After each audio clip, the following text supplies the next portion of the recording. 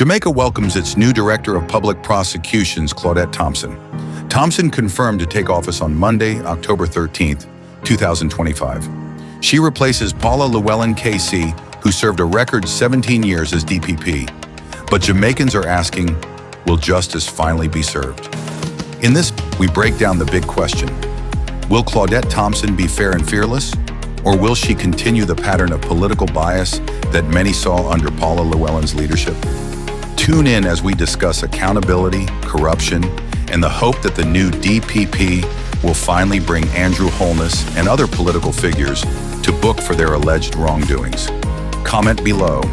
Do you trust the new DPP to deliver justice without fear or favor?